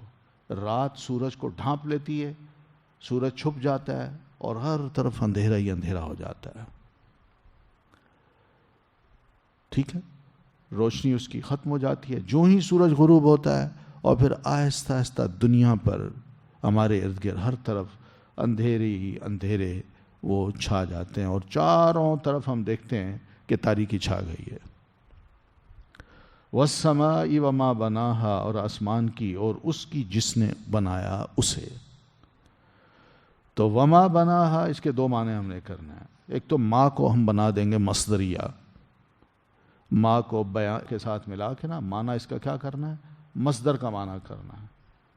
مصدر کا کیا معنی ہوتا ہے؟ ہونا، کھانا، پینا، سونا، اٹھنا، بیٹھنا۔ فارسی میں کیا کہتے ہیں؟ آخر میں کیا ہو؟ دال اور نون ہو یا تا اور نون ہو؟ ہاں، زدن پڑھا تھا نا ہم نے، زدن، تو یہ وہ ہے داشتن، آمدن، تو یہ دال نو، آنا، تو یہ اردو میں آنا، نانا آخر میں آتا ہے مصدر کے لیے۔ تو اس طرح معنی پھر کیا کریں گے؟ وَالسَّمَاءِ وَمَا بَنَاهَا، وما بنا کو اکٹھا کر لیں گے، اور قسم ہے آسمان کی اور اس کے بنانے کی، ایک معنی یہ کریں گے وما بناہا، یعنی اللہ تعالیٰ نے آسمان کو بنایا ہے، لیکن آسمان کو بنانے کی بھی قسم ہے، کہ یہ بڑا زبردست مفہوم ہے جو کہ دیکھا جائے تو، یعنی یہ بڑی چھت جو ہے کس طرح بنائی گئی ہے۔ اور دوسرا اس کا معنی ہم کریں گے وَالسَّمَاءِ وَمَا بَنَاهَا، اور آسمان کی اور اس کی جس نے بنایا اسے۔ یہ اس کی سے کیا مراد ہے؟ یا تو اس سے مراد آسمان کا میٹیریل ہے، اور اس سے مراد وہ قوت ہے جو اس کو بنانے میں صرف کی گئی ہے، اور ظاہر ہے یہ سب کام اللہ تعالیٰ کے ہیں۔ اللہ تعالیٰ جیسا قادر مطلق کون ہے؟ کس کے پاس اتنی ہمت ہے؟ آج دنیا کے سارے انجینئر بھی مل جائیں، 1000 فٹ لمبی یا 1000 میٹر لمبی اور چوڑی چھت نہیں بنا سکتے بغیر ستون کے۔ تو وما بناہا، اور اس کی جس نے بنایا اسے، تو اس سے مراد کیا ہے؟ وہ قوت، طاقت۔ اللہ تعالیٰ نے اپنا نام ابھی نہیں لیا، صرف اپنی قدرت کا اظہار کیا ہے، یا اس سے مراد میٹیریل ہے، جس میٹیریل سے یہ آسمان بنا ہے۔ تو اس کا دوسرا مطلب ہے کہ اس کائنات میں بڑے بڑے سالڈ میٹیریل موجود ہیں، سمجھ آئیے نا؟ یہ سیمنٹ، بجری، ان چیزوں کو دیکھ کے ہم نہ سمجھیں کہ شاید یہی کچھ ہے میٹیریل۔ بڑی بڑی کام جو ہے نا، بڑی بڑی بلڈنگز وہ انہی سے بن سکتی ہیں، بلکہ اور بھی بڑے میٹیریل موجود ہیں اس دنیا میں۔ اللہ تعالیٰ نے آخر یہ میٹیریل جو بنایا ہے آسمان کا، کیا چیز ہے؟ قابل غور چیز ہے سب کے لیے۔ تو وَالسَّمَاءِ وَمَا بَنَاهَا، اور قسم ہے آسمان کی اور اس کی جس نے بنایا اس آسمان کو۔ تو اس کی سے مراد دو چیزیں، اللہ تعالیٰ کی قدرت اور دوسرا میٹیریل۔ وَالْأَرْضِ وَمَا طَحَاهَا، قسم ہے زمین کی، وما اور اس کی، طحا جس نے بچھایا، ہا اسے۔ یہاں بھی دونوں معنی کر رہے ہیں۔ پہلا معنی کیا کریں گے؟ قسم ہے زمین کی اور اس کے بچھانے کی، مصدری معنی کرنا ہے، اور دوسرا معنی لفظی معنی کرنا ہے، قسم ہے اس کی جس نے بچھایا اسے۔ یہاں بھی اللہ تعالیٰ کی قدرت ہے۔ طحا اس میں بھی کیا ہے، وہی دحا والا معنی آ جائے گا، والارض بعد ذلك دحاها، تو دحا کا معنی ہے یہ، یعنی اللہ تعالیٰ نے اس کو، ہے تو راؤنڈ سی، مگر اس کو اس طرح بنایا ہے کہ شتر مرغ کے انڈے کی طرح ہے، اور پھر ہم اس میں تو یوں لگتا ہے جیسے پورا ایک فرش ہے جو لگ گیا، بہت لمبا چوڑا، جبکہ ہے یہ راؤنڈ، اور پھر اس خلا میں زمین جو ہے نا وہ رول بھی کر رہی ہے۔ یہ بھی کتنا بڑا کام ہے، کتنی بڑی قدرت ہے اللہ تبارک و تعالیٰ کی۔ وَنَفْسٍ، اور قسم ہے نفس کی، وما، اور اس کی، سواہا، جس نے درست کیا اسے۔ یہاں اللہ تعالیٰ نے پھر نفس کی قسم کھائی ہے۔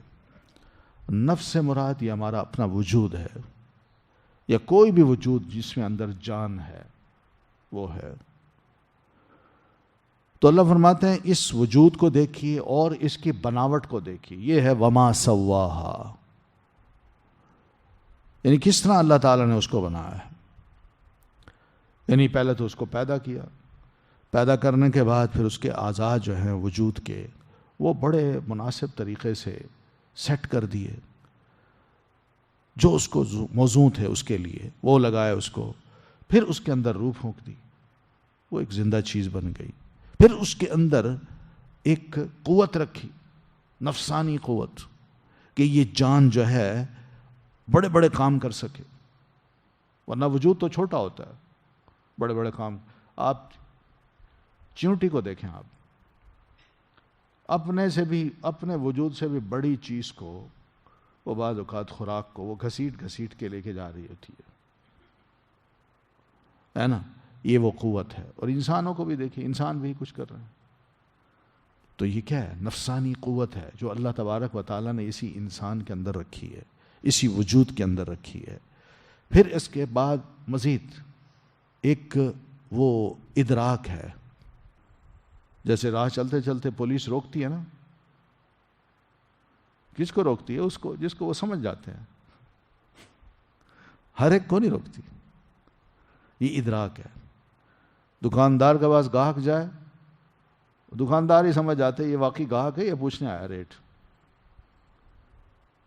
تو یہ وہ ادراک ہے جس کو ہم کہہ سکتے ہیں کہ اللہ تعالیٰ نے واقعی، اور مخلوقات کو بھی اللہ تعالیٰ نے یہ ادراک دے رکھا ہے، چھوٹی چھوٹی اور جو مخلوق ہے جس کے اندر نفس ہے، جس کو اللہ تعالیٰ نے بالکل ایک جسم دے رکھا ہے، اس کو بناوٹ دی ہے، پھر اس کے بعد یہی ہے کہ اللہ نے اس کو یہ سمجھ دے دی، حس میں اس کے اندر بات ڈال دی کہ تم یوں کرو۔ امام شافعی رحمۃ اللہ علیہ فرماتے ہیں، ہم 2-3 ساتھی تھے، سفر پہ نکلے، اس دور میں سفر ظاہر ہے پیدل کرنا پڑتا تھا، تو سفر پہ نکلے، اب پیدل چلتے چلتے بڑی سخت ہمیں بھوک بھی لگی، پیسے تھوڑے تھے، تو ہم نے کیا کیا کہ 2 روسٹڈ مرغیاں راستے سے لے لی، کہ چلتے ہیں، رات کہیں گزارنی ہے ہم نے، تو وہاں پہنچ کے رات کو آرام بھی کریں گے، اور بھوک کے وقت بھوک لگی ہوگی تو یہ کھا بھی لیں گے۔ کہتے ہم چلتے چلتے وہ بہرحال کسی بالکل جنگل اجاڑ جگہ پہ ہم پہنچے، اب وہ مغرب اور عشاء کی نماز ہم نے جمع کی، تو ہم نے کہا یہ نماز بھی پڑھ لیتے ہیں اور یہیں اب ریسٹ کرتے ہیں، تو بہرحال وہ سامان نکالا، رکھا آگے، اور پھر پیچھے کھڑے ہو کے ایک نے نماز پڑھائی، 2-3 پیچھے صف بنا کے کھڑے ہیں۔ وہ کہتے ہیں کپڑے میں ہم نے لپیٹ کے ایک پوری مرغی رکھی ہوئی تھی، پوری مرغی، دوسرے میں بھی اس میں بھی، تو ہم نے رکھا، جو ہی نماز شروع کی ایک لومڑی آئی، وہ ایک مرغی کو اٹھا کے چلی گئی۔ نماز میں ہماری جو حالت ہوئی، ہم نے کہا ایک تو بھوک ہے اور دوسرا یہ مرغی لے بھی گئی، اب باقی کا کیا ہوگا، اور اس کا بھی ڈر تھا کہ وہ بھی نہ اٹھا لے جائے، بتا ہمیں بڑی تکلیف ہوئی۔ بہرحال نماز پڑھی، تو ہم سوچ ہی رہے تھے، تو ہمیں اچانک ہی جھاڑیوں میں نا وہ لومڑی نظر آئی، تو اس کے منہ میں وہی کپڑا تھا اور ویسے ہی گول بنایا ہوا، اور اس کے اندر جو کچھ بھی تھا نا وہ اس نے ویسے ہی رول کیا ہوا اسی شیپ کا، وہ ہمارے سامنے جھاڑیوں میں یوں رکھا اور چلی گئی۔ ہم نے کہا جو بڑی اچھی مرغی ہے، تو ہم دوڑے وہاں، ہم پہنچے وہاں تو کپڑا جب اٹھایا نا ہم نے سمجھا اسی مرغی ہے، کپڑا اٹھایا تو وہ خالی تھا، اور ابھی ہم وہاں تھے، پیچھے سے وہی لومڑی آئی، دوسرا اٹھا کے بھی چلی گئی۔ یہ لومڑی یہ ہوتی ہے، کیسا ادراک ہے، اللہ تعالیٰ نے اس کو کیسی سمجھ دے رکھی ہے کہ میں کس طرح چالاک بنوں اور ایک انسان کو سمجھا دوں کہ اللہ نے مجھے بھی ایک حس دے رکھی ہے، ادراک دے رکھا ہے، اور میں کیسے کیسے کام کر سکتی ہوں۔ تو امام شافعی خود یہ واقعہ لکھتے ہیں اور کہتے ہیں واقعی سمجھ آتی ہے کہ اللہ نے اس مخلوق کو بھی بڑی حس دے رکھی ہے، بہت بڑا ادراک دے رکھا ہے، کہ پہلے سے یہ بات سمجھ جاتی ہے کہ بھئی اب میں نے دوسری مرغی لینی ہے، کس طرح لوں۔ یہ ہے بڑے عجیب و غریب قسم کے نا انسان کے اندر اللہ تعالیٰ نے حس رکھی ہے، ادراک کی قوت رکھی ہے۔ آئے دن جو ریسرچ ہو رہی ہے، نئی نئی چیزیں جو انوینٹ ہو رہی ہیں، انسان بناتا جا رہا ہے نئی نئی چیزیں، یہ کیا ہے؟ یہ ہے وَنَفْسٍ وَمَا سَوَّاهَا، کہ حضرت انسان کے کام دیکھیے، دوسری مخلوقات کے کام دیکھیے، کس طرح وہ عجیب و غریب قسم کے نا کام کر رہے ہیں، ان کی محسوسات عجیب ہیں، ادراکات بڑے عجیب ہیں۔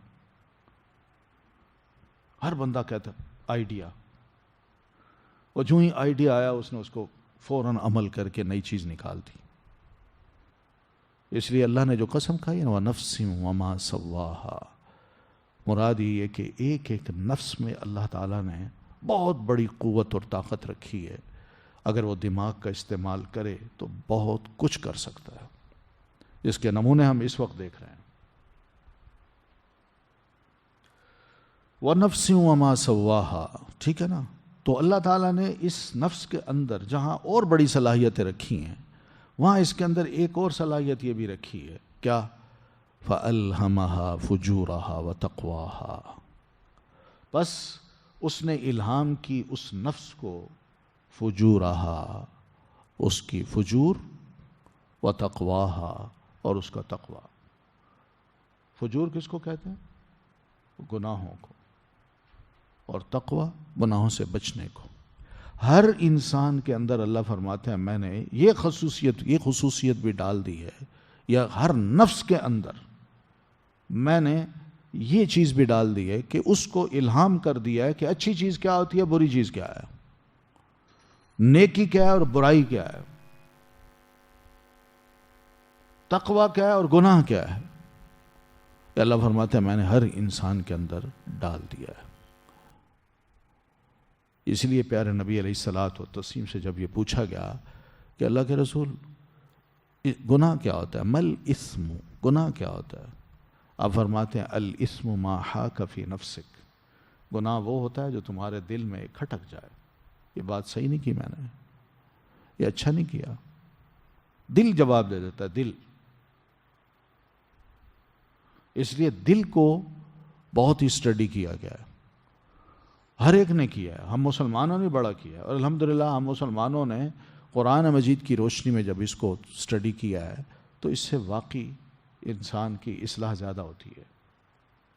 اور ایک مسلمان ذرا تھوڑی سی اس کی اصلاح ہو جائے تو وہ پھر اللہ کو اپنا معبود بناتا ہے اور دل کی خواہشات پہ کنٹرول کرتا ہے۔ اسی وجہ سے وہ نہ زنا میں انوالو ہوتا ہے، اور نہ ہی وہ شرابی بنتا ہے، اور نہ ہی وہ حرام کام کرتا ہے جو کہ دین نے پسند نہیں کیے۔ یہ وہ فرق ہے۔ تو پھر فرمایا قد افلح من زکاہا، یقیناً فلاح پا گیا وہ جس نے پاک کیا اسے، یعنی جس نے اپنے دل کو پاک کیا گناہوں سے، شرک سے، کفر سے، شر سے پاک کیا، وہ واقعی کامیاب ہو گیا۔ وہ کیسے کامیاب ہوا؟ یعنی اس کی لائف دنیا میں بھی بڑی اچھی گزرے گی، اس کا بیہیویئر، اس کے اخلاق، اس کا کردار، اس کی گفتگو، اس کے عمل، یہ سب بہترین ہوں گے۔ اور جب بہترین ہوں گے تو دوسرے انسان بھی اس سے مطمئن ہوں گے، خوش ہوں گے، اس کے بارے میں کوئی برا نہیں سوچے گا، وہ خود بھی بڑی آرام کی زندگی گزارے گا اور دوسرے بھی اس کو آرام دیں گے۔ یہ ایک حقیقت ہے، قد افلح من زکاہا، کہ جس نے اپنے دل کو پاک صاف کر لیا وہ یقیناً کامیاب ہو گیا۔ وہ کیا ہے، کیسے پاک کرتے ہیں؟ کفر سے، اللہ کی نافرمانی سے، اور اس نے اپنے دل کی اصلاح یوں بھی کی کہ اپنے آپ کو گناہوں سے پرے رکھا اور کوشش یہی کی کہ میں زیادہ سے زیادہ نیک عمل کروں اور خالصتاً اللہ کے لیے کروں۔ یہ سب تزکیہ ہے، سب تزکیہ ہے کہ دل کے اندر ریاکاری نہ آنے پائے۔ کوئی میں عمل کروں تو کسی کو دکھانے کے لیے نہ کروں بلکہ اللہ کی خوشی پانے کے لیے کروں۔ دل پہ ذرا تھوڑا سا نفس پہ اس طرح کا کنٹرول ہو تو تب جا کے دل پاک ہوتا ہے، اور اگر نفس کو چھوڑ دیا جائے تو پھر جیسے آپ سب جانتے ہیں، حدیث میں آتا ہے جب بندہ ایک گناہ کرتا ہے تو اس کے دل پہ کالا داغ پڑ جاتا ہے، اور یہ پڑھتے پڑھتے پڑھتے آخر اس کا پورا دل کالا ہو جاتا ہے، پھر اس کو گناہ میں لذت آتی ہے، اور ایسے دل کو کیا کہتے ہیں؟ اس پہ کیا چل گیا؟ ران چل گیا، ران، کلا بل ران علی قلوبہم۔ تو یہ تزکیہ یہی ہے کہ انسان اپنے دل کو پاک کرے، اور یہ یاد رکھیے جس شخص کا دل گناہوں سے جتنا پاک ہے، جتنا اللہ تعالیٰ کی نافرمانیوں سے پرے ہے، یہی دل بڑا نرم ہوتا ہے، اور یہی دل پھر اس کا نتیجہ یہ بھی نکلتا ہے کہ ایسا دل اگر انسان کے پاس ہو تو اس کی آنکھوں سے آنسو بھی نکلتے ہیں۔ تو کوشش انسان یہی کرے، قد افلح من زکاہا، کہ وہ اسی زمرے میں شامل ہو جائے کہ اپنے آپ کو کفر سے، اللہ کی نافرمانیوں سے، شرک سے اور گندے کاموں سے پرے رکھے، اور اعمال صالحہ کر کے اللہ تبارک و تعالیٰ کے ہاں سرخرو ہو، ایسا نفس اس کا پاک ہو جائے گا۔ یہ نفس کو پاک کرنے کے طریقے بھی ہیں۔ وَقَدْ خَابَ مَنْ دَسَّاهَا، اور یقیناً وہ ناکام ہوا جس نے اسے دبا دیا۔ اصل میں عربی زبان میں جو دسا کا لفظ ہے، دسسا، یہ تدسیس سے ہے، دسسا یدسسو تدسیسن، ٹھیک ہے؟ تو اس کا مطلب کیا ہے عربی زبان میں؟ کہ ایک شے کو کسی دوسری شے میں چھپا دینا۔ ایک گناہ گار جو بندہ ہے اپنے گناہ کو اپنے دل میں چھپا دیتا ہے۔ تو یہاں مطلب یہی ہے کہ وقد خاب، یقیناً وہ ناکام ہوا، من دساہا، جس نے دبا دیا اپنے نفس کو، یعنی اس کے اندر گناہ کو اس نے دبا دیا، غفلت اختیار کی، اس کو آزاد چھوڑ دیا کہ تم جو چاہو گناہ کرو، جو چاہو اللہ کی نافرمانی کرو، رحمان کی، اللہ تعالیٰ کی جتنی بھی معصیت ہو سکتی ہے اس میں تم لوٹ پوٹ ہو جاؤ، کرو۔ اور جیسے کہتے ہیں نا، اور یہ زندگی ایک بار تو ملی ہے، عیش کرو عیش۔ تو یہ جو عیش ہے، یہ وہی اللہ تعالیٰ کی نافرمانی میں ڈوبی ہوئی زندگی، یہ وہ ہے کہ جس سے انسان گمراہ ہو جاتا ہے، اس کا دل صاف نہیں ہوتا، کالا ہو جاتا ہے، وہ گناہوں کو دباتا ہے۔ گناہ اس کا نفس جو ہے نا، یا نفس کو وہ دباتا ہے۔ نفس کو کس طرح دباتا ہے؟ نفس کے اندر اللہ نے جو الہام کیا نا، یہ گناہ ہے، وہ گناہ ہو گیا تھا، بھائی ذرا تھوڑا سا نہ ایسی بات نہ ابھارو اپنے اندر، بس کرو، ہمیں کرنے دو۔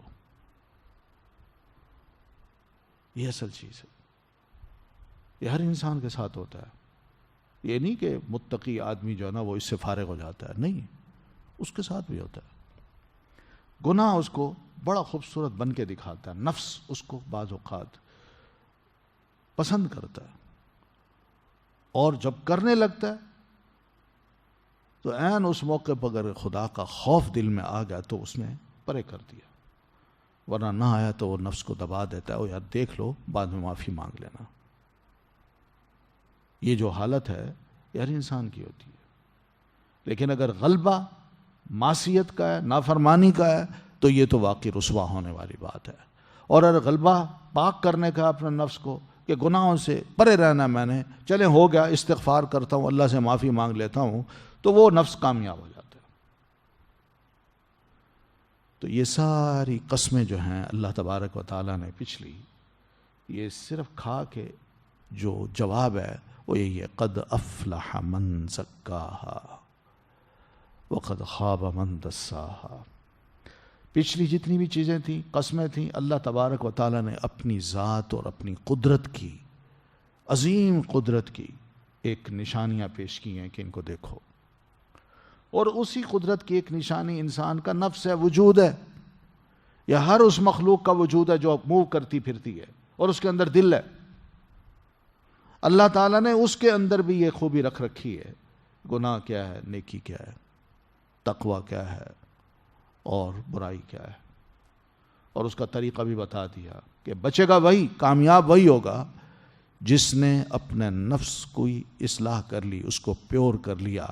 اور ناکام وہ ہوگا جو گناہ کے خیال دل میں آتا ہے تو گناہ کو اس کو لذت آتی ہے، وہ گناہ، وہ دل کے اندر اٹھنے والی جو ملامت ہے، شرم ہے، ندامت ہے، وہ دل اس کو دبا دیتا ہے. نہیں بھائی مجھے کچھ نہیں کہو، مجھے کرنے دو. تو یہ بڑی نقصان اور رسوائی کی علامت ہے. وقتی طور پر تو انسان کو لذتیں مل جاتی ہیں، مگر ہوتا یہی ہے قد خابا، وہ ناکام ہو جاتا ہے. اب نمونے اللہ نے بتائے. کذبت ثمود بطغواہا، جھٹلایا قوم سمود نے، بطغواہا، اپنی سرکشی کی وجہ سے. پوری کی پوری قوم سیدنا صالح علیہ السلام کے مخالف بن گئی. ان کی کسی بات کو انہوں نے سنا ہی نہیں، مانا ہی نہیں، چیلنج بھی دیے، اور پھر اللہ تعالیٰ نے اس ڈیمانڈ کو بھی پورا کر دیا. لیکن اس کے باوجود یہ سب طاغی بنے رہے. دل جو ہے نا وہ ادھر نہیں آ سکا جدھر صالح علیہ الصلاۃ والتسلیم ان کو لے کے جانا چاہتے تھے تاکہ ان کے دل پاک ہوں، مگر ان کے دل کیا ہوئے، وقد خاب من دساہا والے بن گئے کہ انہوں نے اپنے گناہوں کو دبایا، اس ملامت کو، اس شرم کو، اس آر کو جو اس کا ان کا ضمیر دیتا تھا، اس کو دبایا. تو بس یہی کچھ ہوا ان کے ساتھ. پہلے انہوں نے جھٹلایا، پھر اذ انبعث اشقاہا، جب اٹھا اشقاہا، ان کا سب سے بدبخت انسان، وہ اٹھا کہ میں جاتا ہوں اور اونٹنی کی کونچیں کاٹتا ہوں. قوم نے اس کو ابھارا، یا قوم نے حضرت صالح علیہ السلام کے خلاف بڑی باتیں کی میٹنگز میں، اور خاص طور پر اونٹنی کے بارے میں انہوں نے کچھ فیصلے کرنے چاہے. اور اسی اونٹنی کے بارے میں سیدنا صالح نے سمجھایا تھا، اس کو نہ وَلَا تَمَسُّوهَا بِسُوءٍ، اس کو برائی کے ارادے سے بالکل نہ چھونا. اگر تم نے چھوا فَيَحِلَّ عَلَيْكُمْ، تو تم پر اب اللہ کا غضب جو ہے نا وہ ٹوٹ پڑے گا. مگر انہوں نے نہیں مانا. وہ پہلے بھی اس کو رسول ہی نہیں مانا تو باقی کیا مانتے. تو انہی کا بدبخت ایک انسان اٹھا، اونٹنی کی طرف گیا.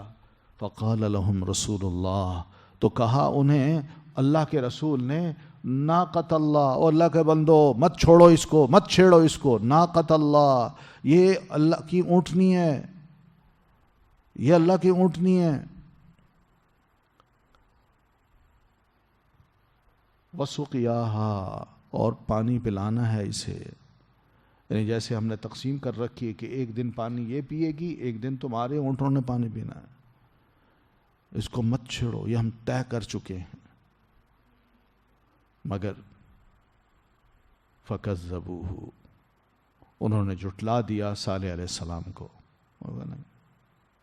ہم نہیں مانتے، کچھ نہیں ہوتا. تم کہتے ہو کہ اس کو اگر تم نے برائی کے ارادے سے چھوڑا تو تم پر اللہ کا عذاب آ جائے گا. وہ آ جائے، مگر ہم تمہاری بات پر یقین نہیں کرتے. فَعَقَرُوهَا، پھر عقروا، انہوں نے کونچیں کاٹ دیں، اس اونٹنی کی، اور وہ گر گئی، اور پھر تھوڑی دیر کے بعد مر گئی. بس اتنا کچھ ہوا. پھر کیا ہوا؟ یہ سب کام دیکھیں نا کس طرح کے ہیں، تکذیب کے بھی ہیں، ہم رسول کو نہیں مانتے، اور یہ سارا نفس ہے انسان کا جو اس کو ابھار رہا ہے. جبکہ انہوں نے اپنی آنکھوں سے یعنی مطالبہ کیا اور اپنی آنکھوں سے پہاڑ کے اندر سے زندہ اونٹنی کو نکلتے دیکھا. یہ سب چیزیں اپنی آنکھوں سے دیکھ بھی چکے تھے، اور پھر اونٹنی کی اپنی معجزاتی جو زندگی تھی وہ بھی اس کو دیکھتے تھے کہ جدھر بھی جاتی ہے سارے کے سارے اونٹ اور اونٹنیاں ایک طرف ہو جاتے ہیں، اس کو راستہ دے دیتے ہیں. اور پھر جب پینے کی طرف جاتی ہے تو ایک دن کا پانی یہ پی جاتی ہے، اور دوسرے دن سارے ان کے اونٹ پانی پیتے تھے. یہ حالت ہوتی. سب دیکھ رہے ہیں مگر اس کے باوجود اندھے ہیں، نفس کو دبا رہے ہیں. اور بھائی کچھ تو حقیقت ہوتی ہے نا. اب تو سارے سوال ہم نے کیے، حضرت صالح علیہ السلام کی طرف سے سب جواب بھی مل گئے، معجزہ بھی ہم نے دیکھ لیا، اور پھر اس کے بعد اس اونٹنی کا وجود جو ہے وہ بھی بڑا باروب ہے. سارے کے سارے اونٹ، تگڑے اونٹ، وہ بھی اس کے قریب نہیں آتے، اونٹنیاں بھی نہیں آتی. پھر اس کا کھانا پینا دیکھو وہ کیسا زبردست ہے. کوئی اونٹنی ہے ہماری، کوئی اونٹ ہے ہمارا جو اس کا مقابلہ کر سکے. یہ سب اپنی آنکھوں سے دیکھتے رہے، لیکن نفس کو انہوں نے دبایا کہ نہیں ماننا، نہیں ہم نے نہیں ماننا. ہٹ دھرم، ضدی، دشمن حق بن گئے اور سیدنا صالح علیہ السلام کو ہی جھٹلاتے رہے. کوئی بھی ان کا معجزہ انہوں نے تسلیم نہیں کیا. تو اونٹنی بھی ایک معجزہ تھی، اس کو بھی انہوں نے ختم کر دیا. پھر فدمدم علیہم، تو ہلاک کر ڈالی ان پر، ربہم، ان کے رب نے، بذنبہم، ان کے گناہوں کی وجہ سے، فسواہا، پھر اس نے برابر کر دیا اسے. بس یہی کرنا تھا. تو پھر اللہ تعالیٰ نے اس قوم کو ہلاک کر دیا. دمدم علیہم کا مطلب کیا ہے؟ عربی زبان میں دمدمہ کہتے ہیں کسی شے کو زمین کے ساتھ چمٹا دینا، ملا دینا، پیس کے، کوٹ کے. یعنی ایک شے ہے نا، کوئی بڑا سا بیج ہے، وہ سخت ہے، آپ اس پہ کیا مارتے ہیں؟ ہتھوڑی مارتے ہیں نا تو وہ پھس جاتی ہے، تو پھس کے پھر ٹکڑے ٹکڑے ہو جاتی ہے.